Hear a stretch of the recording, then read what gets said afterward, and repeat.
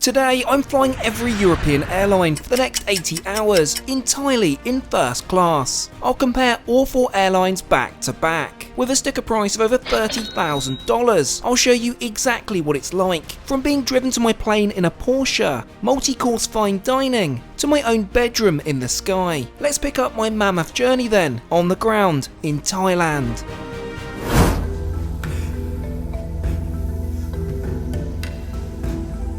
Well, hello there and welcome back to the channel. You join me at the Four Seasons Hotel here in Thailand, where we begin our incredible first class adventure. So without any more to say, let's head right over to the airport. The drive is around 30 minutes, made all the more comfortable by the Four Seasons transfer service.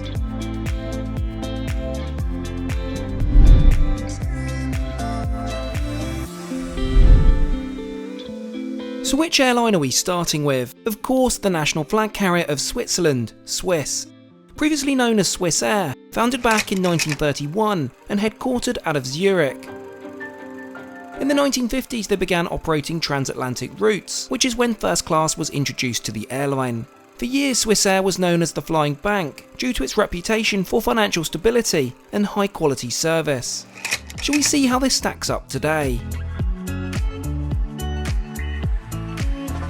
Swiss share check-in facilities with other Lufthansa Group airlines, though thankfully the first class check-in is empty, and within moments I'm completing the required formalities to issue my boarding pass. Next, a Swiss representative appears to escort me through security and to the lounge. It's a polished service, and within moments I'm entering the Royal Thai Orchard Lounge, which Swiss utilises here at BKK. There's a separate roped-off section specifically for first class, which includes a restaurant, small buffet, and comfy seating to the rear, which is where I'm heading. I'm offered a menu, but I'll be saving my appetite for the onboard cuisine. Instead, a caffeine hit is in order. It's not all too long before it's time to head over to the S gates for my departing flight. Introducing our 5-year-old Boeing 777-300ER, which will be taking us over to Switzerland today. A quick scan of my boarding pass and I'm off down the jet bridge, assisted by a member of the friendly ground staff.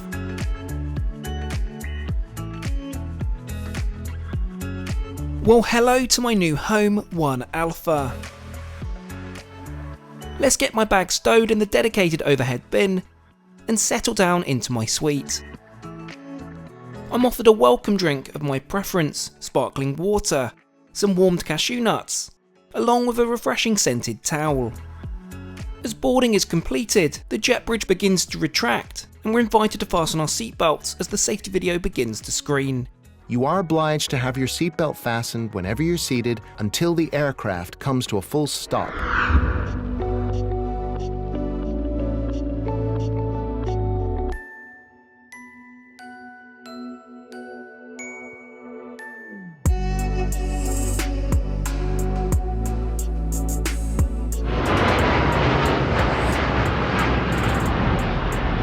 So where exactly are we flying today? We'll fly for the next 6,000 miles and 12 hours, all the way over to Zurich, Switzerland.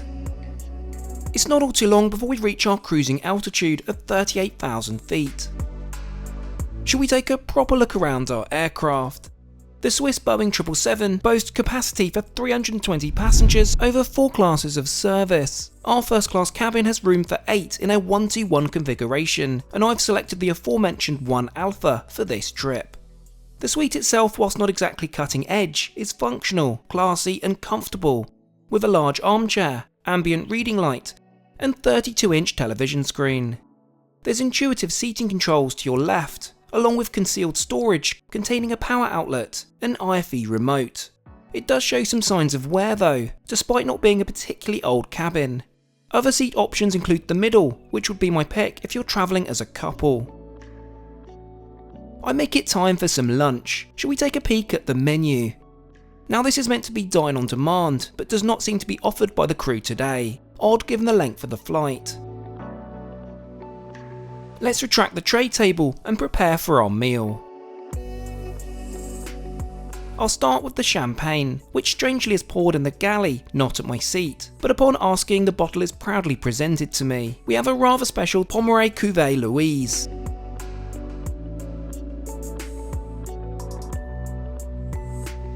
My table is set and I'm offered some freshly baked bread to complement my meal. To begin, I opt for the selection of Swiss air-dried meat specialities. For my main, I've ordered the beef tenderloin with creamy mushroom orzo and a side of broccoli and garlic roasted carrots. I'm offered no preference with the beef, but it's cooked medium rare and tastes delicious. To finish, of course, we have to have the cheese plate. Switzerland, after all, is known for its incredible offering. This is shortly followed by some signature Swiss chocolates.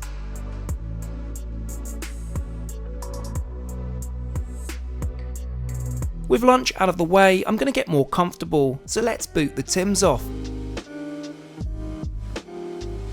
and replace them with these super squashy looking slippers. Now to try out the in-flight entertainment. This means putting on the provided headphones, which, whilst noise cancelling, appear to be unbranded. They do the job, but I expect better in first class. Movie selection is not bad. It's not Emirates Ice level, but it's more than fine for a 12-hour flight. If you'd rather stream your own content, this is possible via the inclusive Wi-Fi, which I found to be fast and usable for most of today's flight.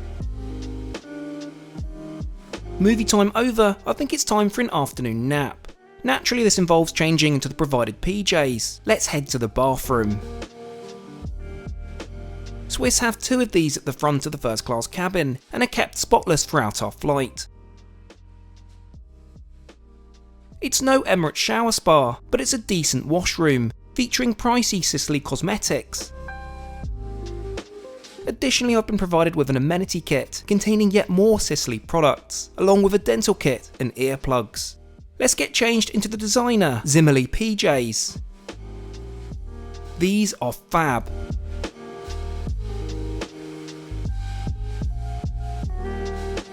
Gone is my armchair, and in its place a 6'2" bed, with mattress topper, duvet and fluffy pillow. I'll stow my clothes in the suite's wardrobe, which works as so, and hop into bed.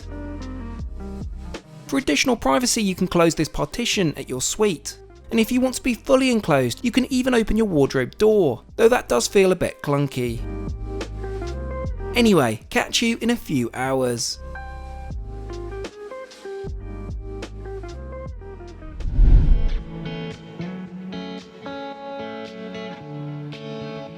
It's not all too long before landing, so we best get out of these PJs.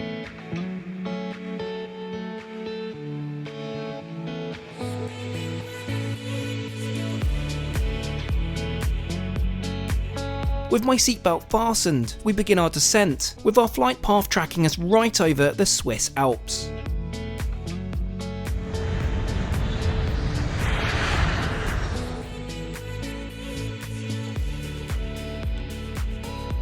Welcome to Switzerland, and indeed Zurich, the hub of Swiss airlines. It was overall a great flight, though I found the suite a little dated, and service felt rushed at the start, redeemed by the tasty food and comfy bed. As for now, myself and the 5 other first class passengers are led down some stairs adjacent to the jet bridge and over to a Swiss branded minibus. Where other airlines offer a private car, I guess Swiss prefers a more communal approach. It's appreciated nonetheless.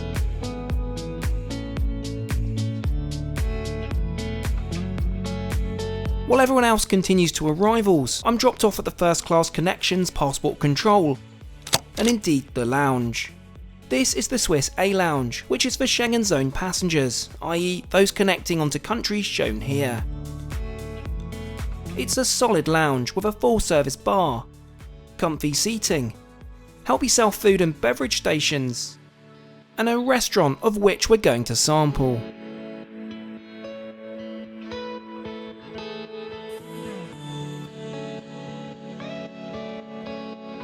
Of course, I couldn't very well come all the way to Switzerland and not try fondue. Served with potatoes, pickles and fresh bread. Certainly one of the more extraordinary meals I've had in an airport lounge. So in order to catch our next first class flight, we need to make it to another European country. This means a connecting Swiss flight is needed, leaving from B gates down a level in the terminal.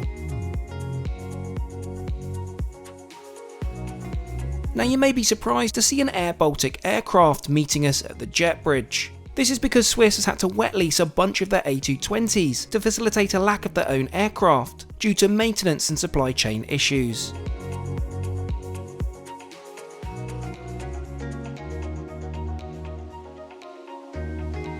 Anyhow, let's settle into this short 1 hour hop.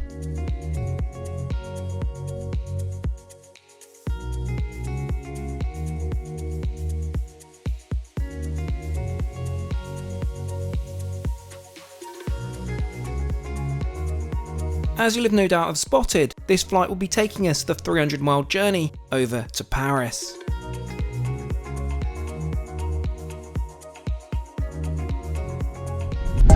Fly me out to Paris, I'm the baddest. I just want the money I can manage. Bust me down, I want a ring with the carrots. We have an overnight layover here before continuing on our next European airline in the morning.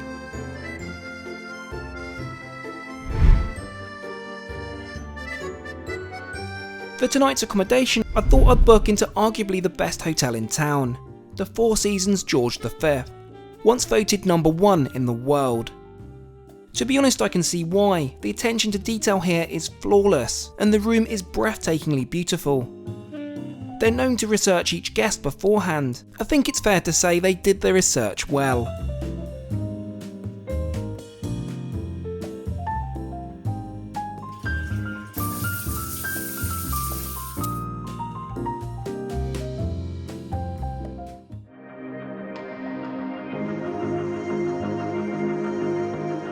Well, it's a beautiful good morning from the lovely Paris, and we've got the sun shining.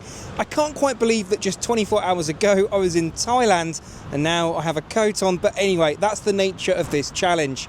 After a brief morning stroll, there's just enough time to indulge in a Four Seasons breakfast,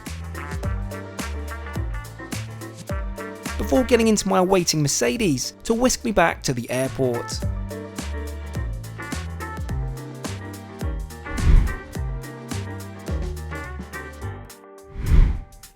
Of course, Air France is up next, the flag carrier of France since its founding in 1933. Air France began with daily air services throughout Europe, and like Swiss, initiated transatlantic operations in the 1950s. Throughout the years, premium cabins have always been glamorous, but none have come close to the prestige of Concorde from 1976 to 2003.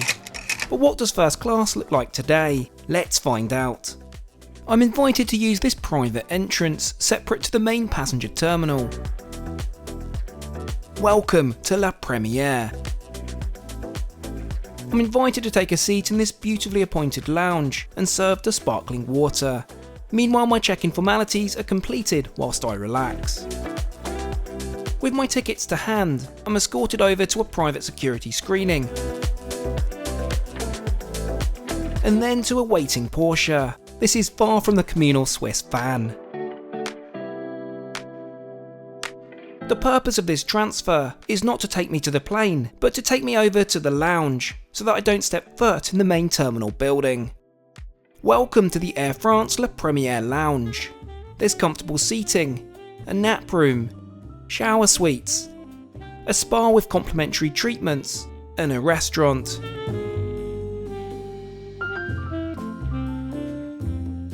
Having not long ago eaten breakfast, I'll only order a light snack here. I'm initially served a DC along with fresh bread, followed by a selection of French charcuterie. Not really a light snack, but hey. It's not all too long before I'm led over to another Porsche, this time to be driven over to the aircraft.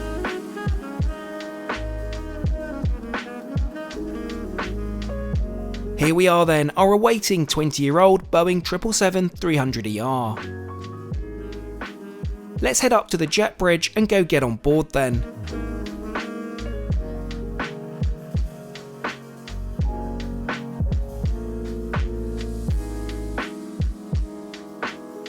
Let's Let's firstly stow my bags in the overhead bin, before settling into my suite, 1 Lima. I'm served my go-to sparkling water, along with some French chocolates. Within a few minutes the fastened seatbelt is illuminated. As the safety video, well, it doesn't run, so a manual one is undertaken.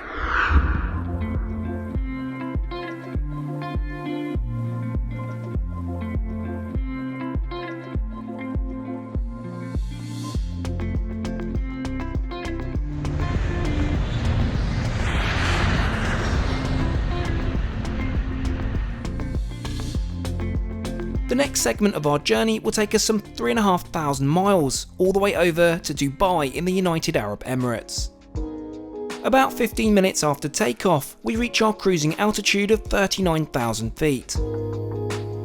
Shall we take a look around our aircraft then? This Boeing 777 has room for 296 passengers across 4 classes of service. We're in one of the 4 first class suites, which occupy a single row of this plane in a 1-to-1 config. It's a simple yet elegant cabin, as well as being refreshingly unique. Following this minimalistic theme, your IFE controls are hidden in this cubby, along with some decent Denon noise cancelling headphones. One of this suite's party pieces is being able to shut this floor-to-ceiling curtain, providing the illusion of complete privacy. Anyway, shall we take a look at today's menu?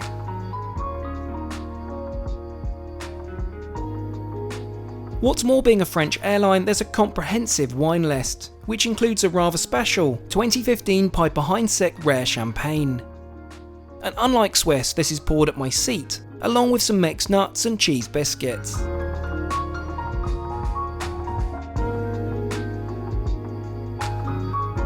Now to get that tray table out and commence food service. Can you believe we've flown for over 12 hours so far in first class and caviar hasn't even been mentioned? Time to change that with La Première signature caviar service.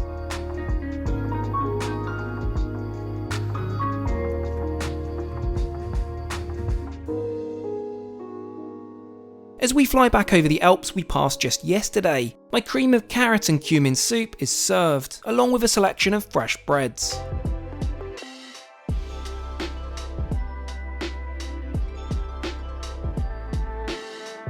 It's pasta time, in form of cannelloni, filled with spinach, alpine cheese and mushrooms. Still with us? For my main I've chosen the lobster fricassee.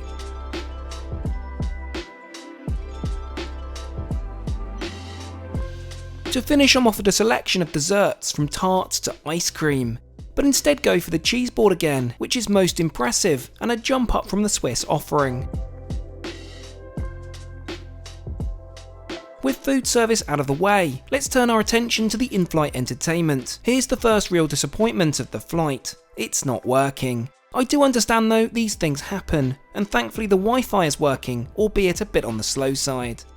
In an attempt to wind down from today's excitement, I'm served some jet lag tea, which was a fantastic recommendation from my proactive flight attendant. As I enjoy my tea, the captain comes over to my seat to apologise for the IFE not working and to hope that I'm having a good experience flying La Première. What a thoughtful and meticulous touch.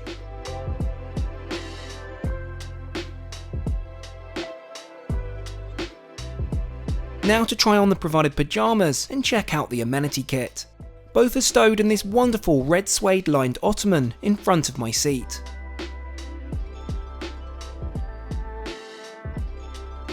There's one bathroom located past the galley, at the front of the first class cabin.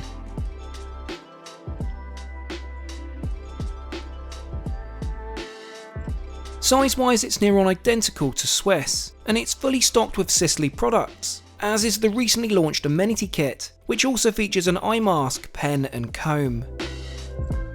These are possibly the most substantial PJs I've ever had on board a flight, and are of breathable heavy-duty cotton.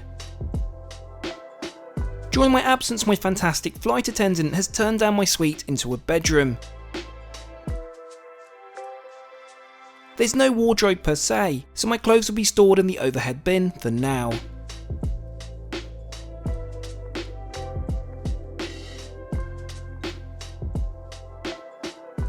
The curtains close with ease and join in the middle with magnets embedded into the material. It makes for one of the most secluded private spaces, by illusion at least, in the sky.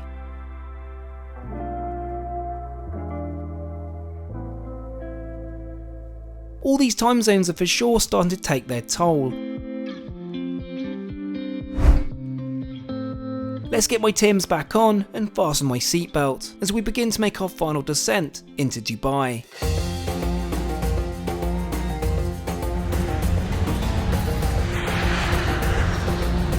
Welcome to the United Arab Emirates. We thankfully have a relatively short taxi to our stand and begin to disembark our aircraft in no time. I'm met by an airline representative who escorts me over to a waiting buggy. This will take me as far as immigration.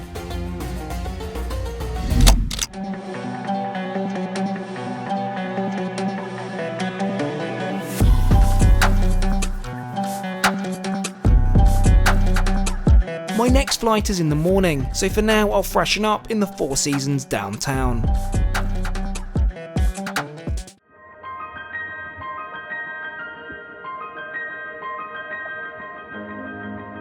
Well, a very good morning here from Dubai. I slept wonderfully. I expect unsurprisingly, given the amount of distance that we've travelled. There's just enough time to have a quick look around this gorgeous pool area and grab some breakfast before we head back over to the airport.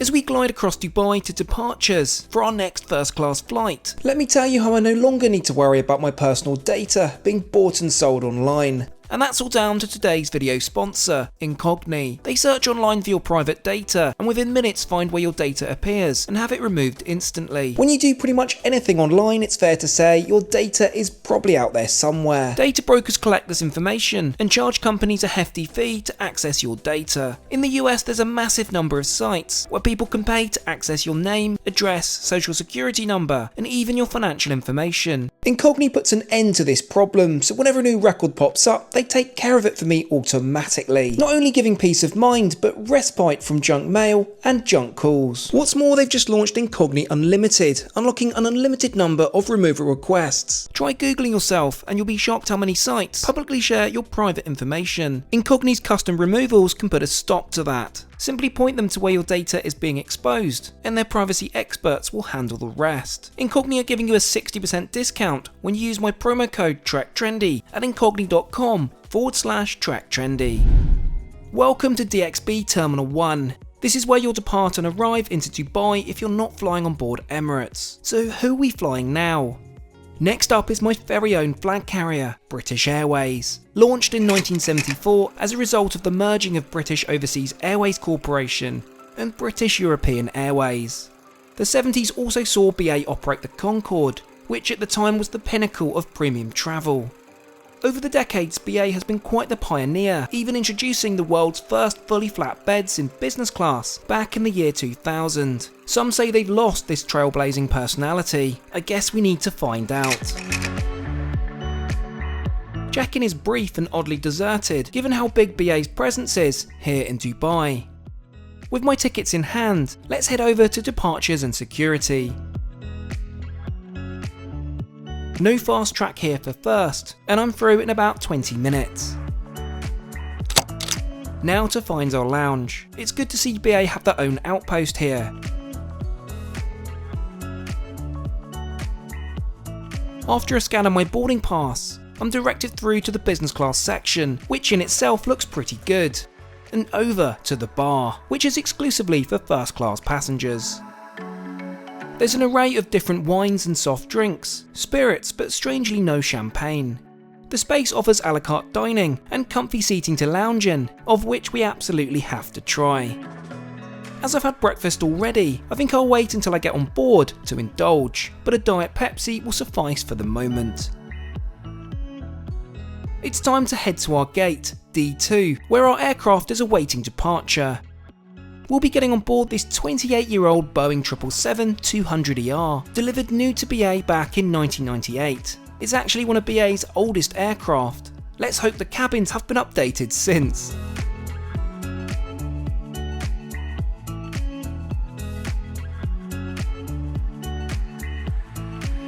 I'll stow my carry-on in the overhead bin and settle into 1 Alpha.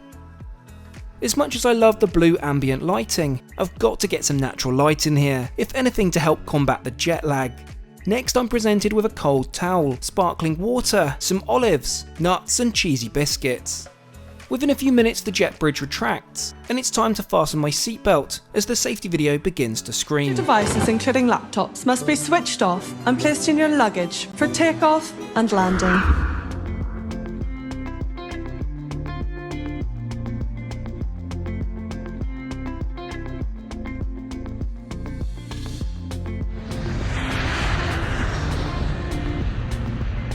So where exactly are we going? We'll be flying some 4,500 miles over the next 7 hours to London.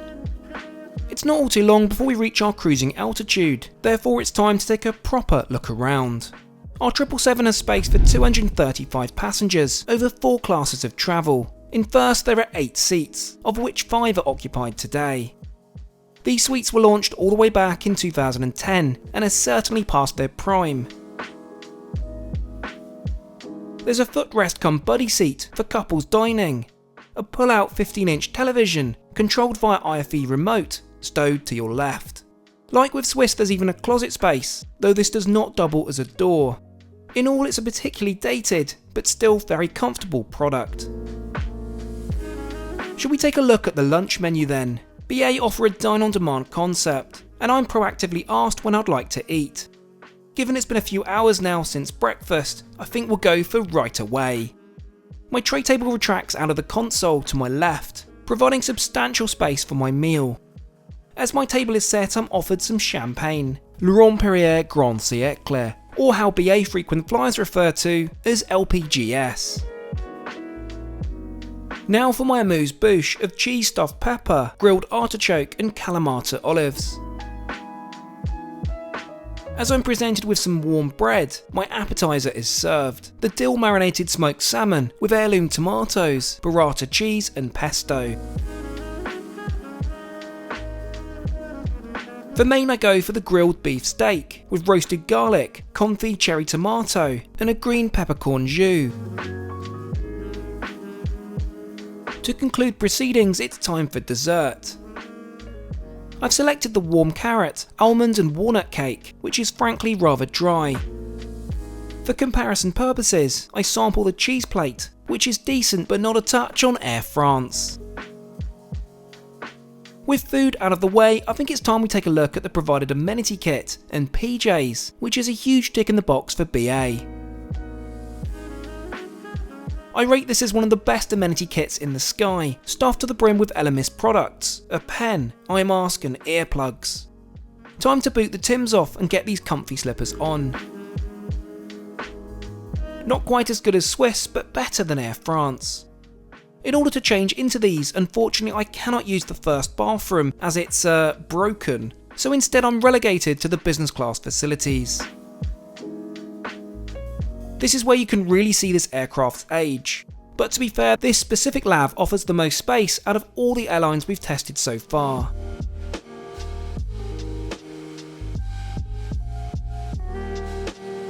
Much better. These are super comfy and much lighter weight than the Air France PJs, which if I'm honest did get a little warm. Back at my seat it's been turned down into a bed, complete with plush mattress topper, duvet and pillow. I'll stow my clothes in the in-suite wardrobe, which fold in nicely.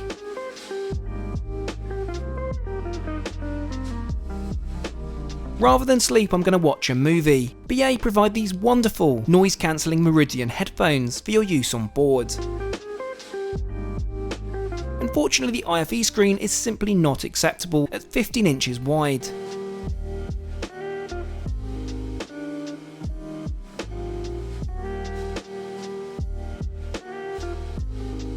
If instead you prefer to watch your own content, this can actually be streamed for free using BA's Wi-Fi. Would you believe that our flight is not far off final descent? There's just enough time for a quick DC, before I need to get the Tims back on and fasten my seatbelt, ready for landing.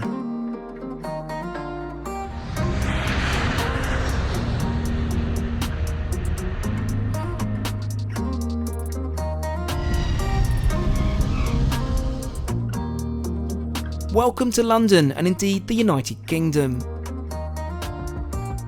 It's a strange feeling arriving back home, but this is not the end of my journey. Oh no, I'm heading straight for flight connections.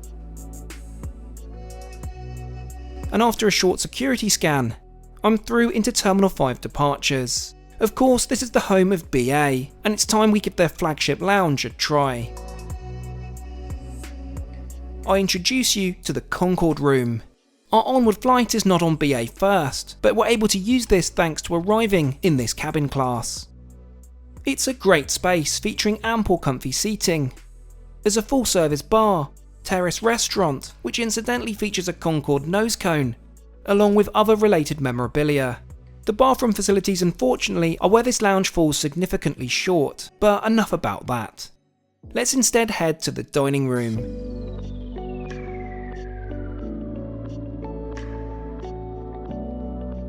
I'm impressed to find a pretty extensive menu here. From steak to fish pie to what I've gone for, a burger.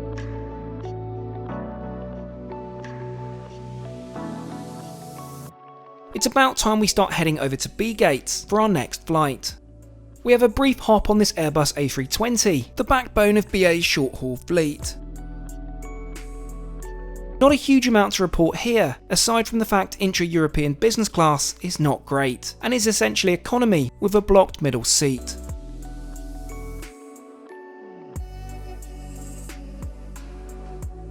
Our flight will take us southeast some 2 hours over to Germany.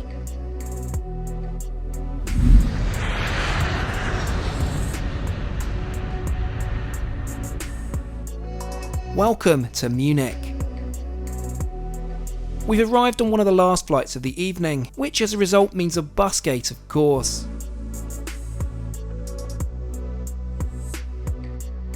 It's not all bad as we're dropped right by passport control, and within moments I'm in my transfer, heading to the city centre. Tonight I'm booked into the Rosewood, the newest luxury hotel in town.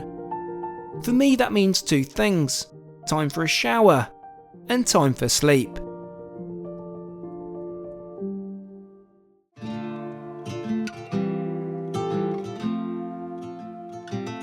Well, guten Morgen and welcome to Munich. Of course, we arrived quite late last night, but there's enough time this morning to stretch the legs and explore the old town. Now, the next leg of the journey is going to be on the national flag carrier of Germany, Lufthansa. Lufthansa was founded in 1953, commencing operations across Europe and later to North America by means of their Super Constellation flights. This is also where first class was introduced, called Senator Service back then. Over the years this has evolved into their 747 offering, and as of this year a brand new first class product. Let's get into our Mercedes transfer and go give this a try.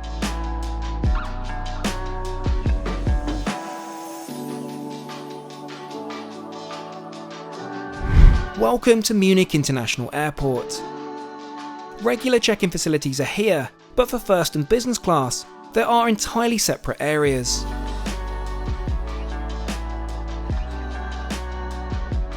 Within moments I'm provided with my boarding pass and invited to use the fast track facility.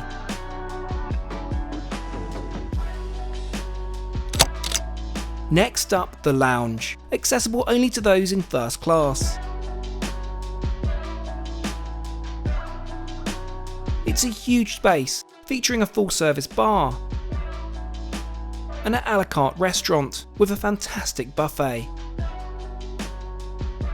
Should you need to freshen up, you can make use of the bathrooms, complete with tubs, a rarity in airport lounges. Should you want to kick back, there's plenty of comfortable seating, and even an outside terrace, with fabulous sweeping apron views. I however opt for the armchairs with their own AvGeek friendly view.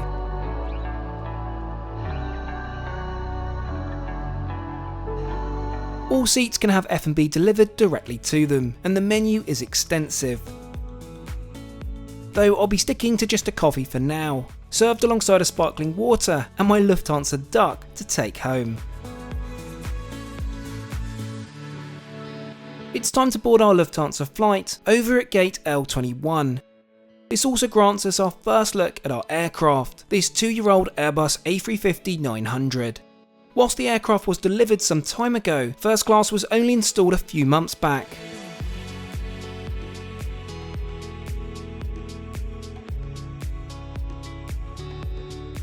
First up, I'll get my bag stowed under the seat. Sadly, this doesn't fit, and with no overhead bin, this proves problematic. Thankfully, the crew managed to find somewhere, and I instead stow my rucksack here.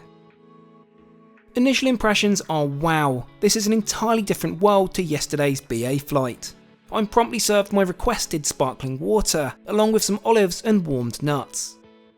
It's not long before I need to get my seatbelt fastened, as the safety video screens. Das elastische Band über Ihren Kopf. Cover your mouth and nose with the mask. Always fit your own mask first before helping others.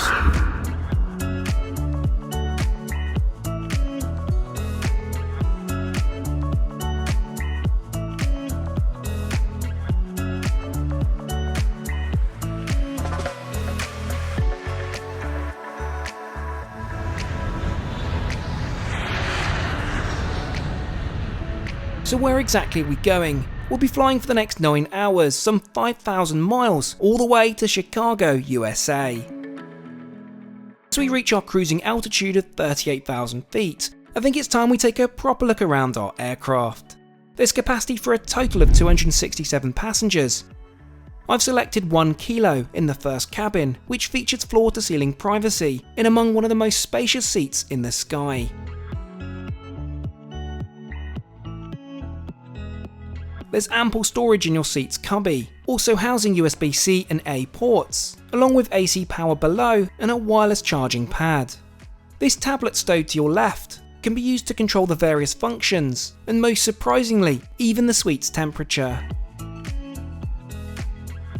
What you won't find on the marketing material, however, it's not a true floor-to-ceiling suite like the Emirates Game Changer, with noise and light let through above. The doors are also flimsy fabric, with large door handle holes in them. Another seating option would be 1 Delta and Echo, which are combined into a single suite. I'm pretty sure this can only be booked for couples travelling together, or else that would be one awkward flight. Anyway, I think it's time to take a look at today's in-flight menu.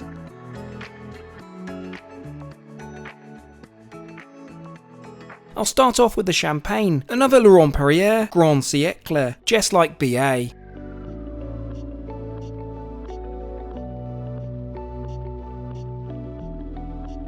Let's get the tray table out then, as my amuse-bouche of carrot tartare is served. Next, I'm presented with some freshly baked bread, and my table is set. Of course, this means it's caviar time. Fun fact, Lufthansa Group are the world's largest consumer of caviar, which is why it's strange to see no mother-of-pearl spoon provided. Next, I've gone for the soup, with semolina dumplings and sautéed spinach. For main, I've chosen the beef roulade, with potato and leek puree. Now for the dessert trolley, with an impressive selection of cheeses and sweet items to choose from. I've gone for the selection of cheese for comparison's sake. And of course the creme caramel to satisfy my sweet tooth.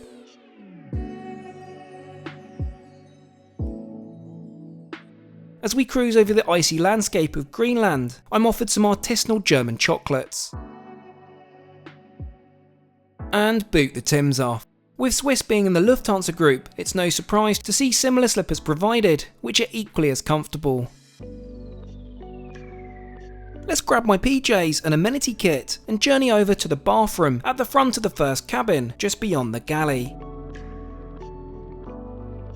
Certainly the most custom bathroom of the trip, with faux wooden features and ambient lighting, not forgetting the signature rose and Augustina's Badar cosmetics. I'm also in love with the Rimowa style amenity kit, containing more fancy cosmetics and the Porsche designed pyjamas.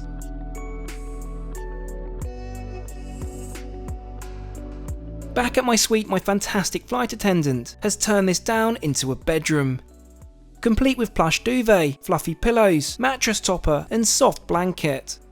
I'll stow my clothes in the in-suite wardrobe, located to the left of the space. Take my slippers off and hop in. As mentioned, the doors are rather flimsy, but like Air France provide the illusion of privacy, which is really all you need at 38,000 feet.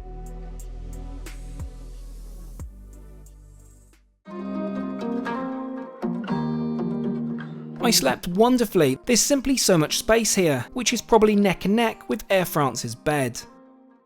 Time to test the IFE. Lufthansa provide these wonderful Sennheiser noise cancelling headphones, which for the first time I've ever seen on board a commercial aircraft, are wireless. I'll use the tablet to navigate the movie selection, which is pretty extensive, and settle in to watch a Christopher Nolan classic.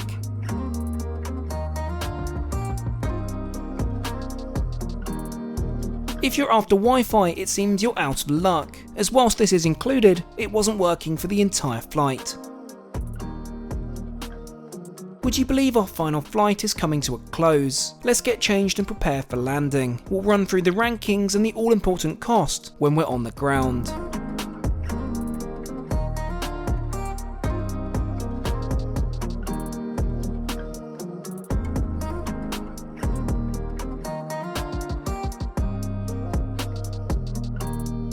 Welcome to the United States of America, specifically Chicago.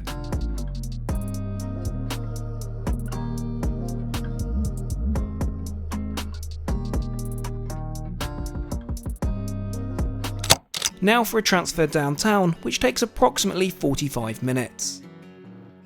Okay, so firstly, how much did all this cost? First up, the Swiss flight, which was booked in the same ticket as Lufthansa, at a total of $13,000. Next up is Air France La Première, which thanks to my Platinum Flying Blue status, I was able to book an award ticket for 183,500 miles. For reference, cash tickets on this route are around $7,000. Lastly, British Airways, coming in at the lowest cash price, at $3,800. This brings the grand total for this trip to just under $17,000. But which airline was the best? Of course, a subjective answer, but from my experience, Air France wins this from the flawless ground service, classy and comfortable in-flight product, and fantastic cabin crew. That said, here are my final rankings by airline. Let me know if you agree or would have placed these airlines in a different order down below. Well, hello from a particularly cold Chicago. That concludes our incredible adventure across the world. Do let me know what you think in the comments down below, and I'll catch you all again next time.